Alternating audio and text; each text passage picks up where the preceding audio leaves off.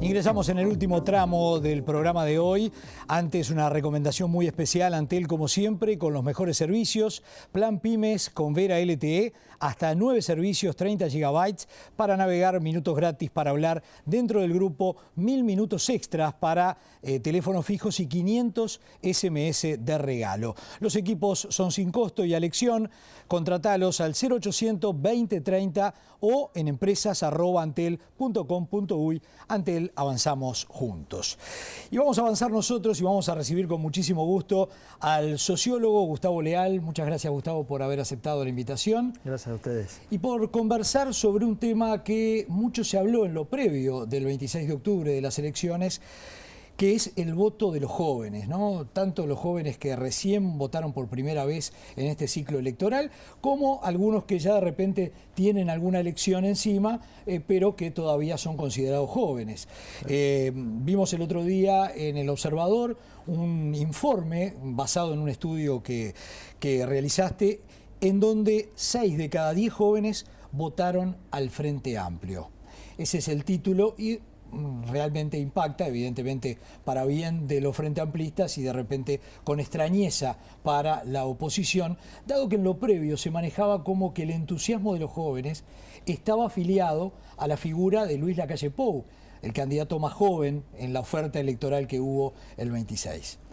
Sí, creo que durante la campaña y sobre todo durante los últimos 4 o 5 meses se instaló en el país una especie de mundo paralelo, de cosas que se daban por ciertas de que iban a suceder, mitos diría yo, y que después se comprobó que no sucedían.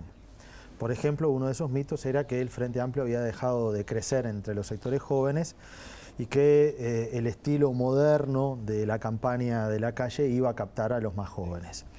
Y de hecho, lo que sucedió analizando los circuitos donde votan preferentemente las personas más jóvenes es que 6 de cada 10 personas votaron al Frente Amplio entre los 18 y los 30 años, 6 de cada 10 votaron al Frente Amplio, un 27% votó al Partido Nacional y un 10% al Partido Colorado. Lo que quiere decir es que básicamente el Frente Amplio tuvo 47,8, 48 para redondear, para hacer más fácil el número, y votó entre los jóvenes un 58%. El Partido Nacional votó 31%, en términos generales, pero entre los jóvenes votó 4 puntos por debajo. Esto, que parece una novedad, en rigor no es una novedad, pero se transformó en una noticia y en algo que a mucha gente le asombró, porque durante 4 o 5 meses se vivió una realidad paralela que se instaló como un dato de la realidad y como que era así y que no había quien lo moviera, de que el Frente Amplio había dejado de crecer en los jóvenes, como históricamente siempre el voto del Frente Amplio es un voto más joven en términos generales, ha sucedido siempre así, pero aquí esto mismo sucedió en el 2009.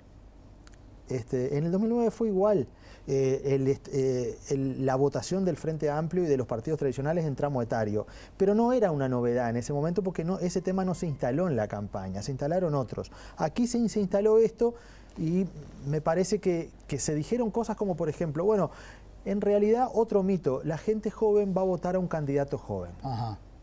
Y eso es un mito construido, porque pensemos esto, ahora se puede decir, pero era difícil decirlo hace 2 semanas atrás porque era como ir contra la corriente y a uno lo llegaban a acusar poco menos de no querer ver la realidad. Pero pensemos esto, la edad promedio, la edad de los presidentes, de los últimos 4 presidentes de la República del Uruguay. Sí, los 70 años. Jorge Valle, cuando lo eligieron, tenía creo que 70. Tabaré Vázquez terminó con 70... con 69 años. Con 69 años. Mujica lo eligieron con 73, creo que fue. Sí, 73, 74. Entonces, ¿de dónde salió eso? De que los jóvenes en el Uruguay en los últimos 20 años habían votado personas jóvenes.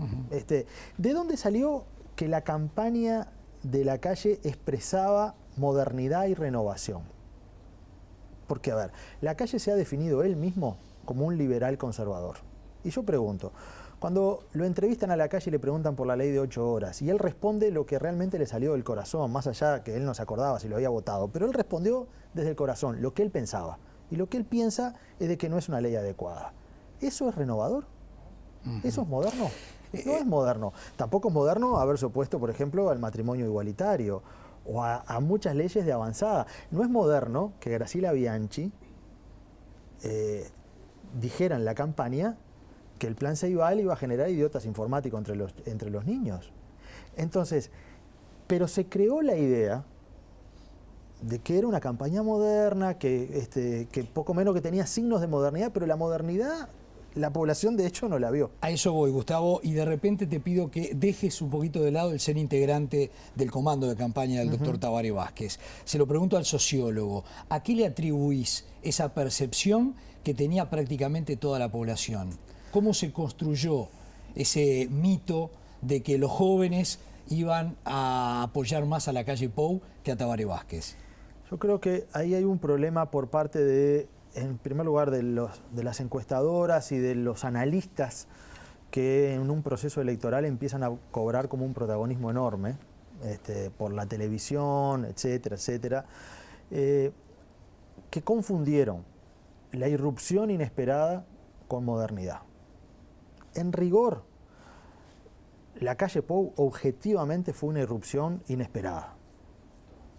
¿Irrupción en qué sentido? En que él en febrero tenía un 6% dentro del Partido Nacional. 3 días antes de la interna le dijeron a Larrañaga, usted va a ganar con 10 puntos de diferencia. Creo que todo el mundo pensaba eso. Y eso fue una irrupción inesperada. Que eso fuera la modernidad, hay una distancia muy grande. Porque creo que conceptualmente no lo era. Pero era una irrupción distinta, algo que, como quien dice, salió de atrás de un árbol sin que nadie lo esperara, porque nadie se lo imaginaba que iba a pasar. Entonces, eso creo que generó un impacto de dificultad de muchos analistas de interpretar qué era ese fenómeno. Y se olvidaron, creo yo, de cuáles son los estructuradores del voto en el Uruguay. Hay tendencias de largo plazo en la estructuración del voto en el Uruguay, cosas que están muy demostradas por las ciencias sociales y que pareciera que en estos 5 meses se olvidaron. Un estructurador del voto en el Uruguay son los indicadores económicos. No hay duda. Otro estructurador de voto es el clima de futuro. Es decir, las perspectivas individuales que las personas tienen sobre lo que va a pasar hacia adelante. ¿Pero al joven le pesa, por ejemplo, una bonanza económica, indicadores de desempleo, el crecimiento del Producto Bruto Interno? ¿Pesa a la hora de la decisión del voto a un chico de 18, 19 años? Yo creo que le pesa porque le pesa a sus entornos familiares también. Y le pesa porque además hoy el Uruguay tiene un clima de prosperidad económica que ha generado expectativas de futuro, justamente, que eso está en muchos estudios de opinión pública, donde la gente siente que puede realizar sus proyectos, o que capaz que no los puede realizar completamente, pero como que hay un espacio de oportunidad en el Uruguay. Clima de futuro es que desde hace 5 años, por primera vez en la historia del país, desde que hay estadísticas de migración, hay saldo positivo, quiere decir que retorna más gente de la que se va. Ese tipo de datos son datos muy fuertes, con una pobreza que pasó del 40 al 11, con un desempleo bajo, aunque entre los jóvenes sigue siendo alto. Entonces, hay un conjunto de temas estructurales del voto, que explican el voto y que históricamente lo han explicado en el Uruguay, y no estábamos en el Uruguay frente a una circunstancia de una crisis o de un cambio, es decir, que se hubiera invertido esta ecuación política implicaría que tendría que haber fundamentos reales para un viraje de semejante tamaño. ¿Qué peso puede haber tenido el marketing, la publicidad? ¿Qué lugar le da eso, el comando de campaña de Tabaré Vázquez, a esa percepción que tenía la gente, que teníamos prácticamente todos? Las campañas electorales se ganan durante 5 años. la estructuración del voto en el Uruguay no está dado por la campaña. La campaña consolida diferencias. Claro, ahí puede surgir la pregunta, ¿no? ¿Y por qué se gasta tanto? Bueno, en tan poquito tiempo. En tan poco tiempo, porque hay muchas, bueno, pero mucha gente gasta y muchos derrochan, ¿no? Tengamos en cuenta, cuando se haga el estudio que está por salir, del costo por voto, hay votos que a algunos partidos les han salido carísimos. Y bueno, y porque hay gente que a veces que cree que tiene posibilidades y se embala y, yo qué sé, me imagino, Pedro Bordaberry tenía la perspectiva de que iba a alcanzar el 20%. Terminó con el 13%, 12,9%. Entonces, bueno, hizo una inversión, o empresarios y sus militantes. Hay aspectos ahí que tienen que ver con las convicciones y que no es una ecuación estrictamente económica que uno hace racional. Entonces, pero volviendo un poquito para atrás, las campañas, un proceso de adhesión electoral se gana durante 5 años. Y la ciudadanía va mirando y va consolidando opinión pública sobre eso. Tabaré Vázquez, ¿qué tiene a favor? Entre otras cosas que ya fue presidente, ya demostró, el Frente Amplio gobierna hace 10 años, es muy predecible y se demostró honestamente con un nivel de consistencia mucho mayor que el que tuvo la Calle. La Calle tuvo una campaña que llamó mucho la atención, una campaña muy cara, para que se tenga una idea, la cartelería pública, la cartelería en vía pública de la fórmula La Calle Larrañaga es 4 veces la que tiene la fórmula Tabaré Sendik. Eso hablando de fórmula. De fórmula, estrictamente. Porque en el gasto ha trascendido por allí que en el gasto el Frente Amplio gastó más que el Partido Nacional. Bueno, en inversión publicitaria. Yo lo que diría es que el Frente Amplio informó en detalle lo que gastó. Pero si uno compara minutos de televisión contratados por el Partido Nacional y el Frente Amplio, se va a dar cuenta que el Partido Nacional multiplicó por varios la cantidad de minutos de propaganda. Entonces habrá que ver, capaz que le regalaron los minutos, no sé, lo tendrán que explicar ellos. Pero objetivamente la campaña del Frente Amplio, creo yo, que fue una campaña que tenía un rumbo y que probablemente muchos analistas en ese mundo paralelo discutían cosas de la campaña como verdades reveladas. Por ejemplo, ¿no? La gente joven va a votar a un candidato joven. Y expliqué recién, ¿y por qué? ¿De dónde sale eso? Y en el detalle, tengamos en cuenta, el voto joven de 18 a 30 años, en el Uruguay el Frente Amplio ganó en los 19 departamentos. ¿Sí? En los departamentos donde ganó el Partido Nacional, que fueron 5, también ganó el voto joven del Frente Amplio. Así que fue general. En los 19 departamentos... Fue general. En la franja de 18 a 30 años fue triunfo del lema Frente Amplio. Con intensidad variable. Hay departamentos donde el Frente ganó, como en Flores, por ejemplo, con un 43,5% entre los jóvenes, y otros departamentos como Montevideo, donde ganó casi con el 68%. Este estudio que hiciste, Gustavo, está basado en las cifras definitivas de la Corte Electoral. Sí. A ver, para que se entienda, todos cuando vamos a votar, mucha gente incluso cuando se muda no cambia la credencial porque dice, yo me encuentro con los amigos de la escuela, del liceo. Es otro mito. Habría que combinar el horario. Habría que combinar el horario, pero en general hay una cantidad muy importante de los circuitos que tienen un promedio de edad, cuyo promedio de edad es bastante consistente en relación a la gente que vota. Y los nuevos votantes se van incorporando a una serie de circuitos preestablecidos o se habilitan circuitos nuevos. Entonces hay una forma de poder hacer eso que tampoco es nuevo, esto se ha hecho antes, pero lo que digo es, hoy aparece como una novedad que el Frente Amplio, miremos esto, si el Frente Amplio votó 48%, haber votado 58% en términos promedios en los jóvenes, no parece una... es de bastante sentido común que haya sucedido así. Porque siempre ha sido así en las últimas elecciones. Sí, con algún dato por allí, no de repente con el estudio que te tomaste el trabajo de hacer en estos últimos días, pero sí por allí surge que viene decreciendo. Tenía un dato por allí de que el voto joven había superado el 60% en la elección de 2009, en esta ya baja del 60%. ¿Qué información tenés respecto a eso? Porque ahí se demuestra una tendencia a la baja, ¿no? Sí, esa información yo no la puedo suscribir porque no tengo la evidencia. No digo que no sea cierta, pero lo que digo es esto. Muchas de las informaciones que se plantearon sobre el voto joven eran sobre las encuestas. Y yo les voy a poner un ejemplo. En la última encuesta que recibió el comando del Frente Amplio 2 días antes de las elecciones, es decir, el viernes, daba que el Frente Amplio tenía una predisposición de voto entre las personas menores de 30 años de 44%. 44%. Ese era el número. Ese era el número. Entonces, yo no estoy contando opinión pública aquí estoy contando votos. O sea, sí. El no voto, hay manera el voto emitido, ahí está. Acá no hay manera de discutirlo. No me queda mucho tiempo, pero sí me gustaría que analizáramos un tema. Mucho se dice que los jóvenes tienen poco interés por la política.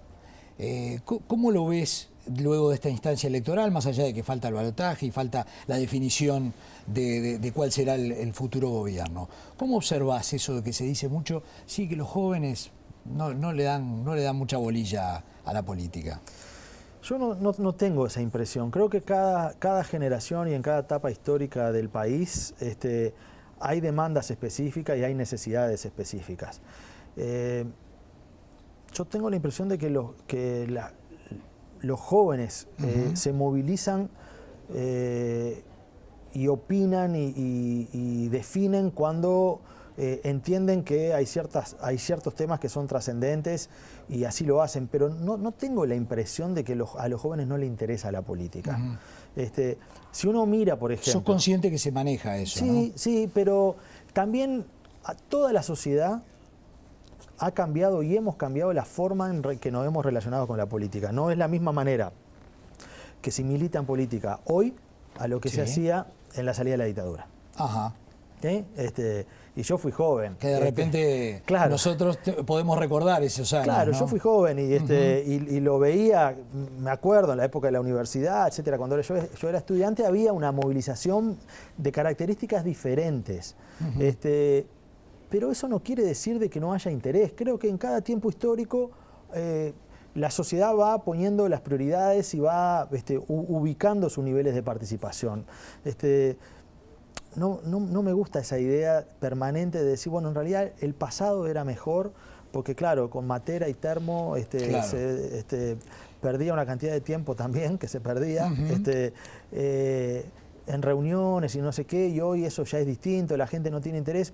Yo qué sé, un último dato que va a salir ahora, que lo terminé recién de armar, el voto por la baja de la edad de imputabilidad. ¿Sí?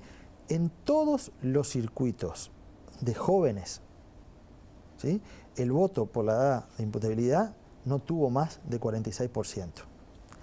Salvo en los circuitos del barrio Carrasco. Solamente en Carrasco. Que tuvo 75%. El voto joven apoyando la reforma. Exacto. Apoyando el sí. Exacto.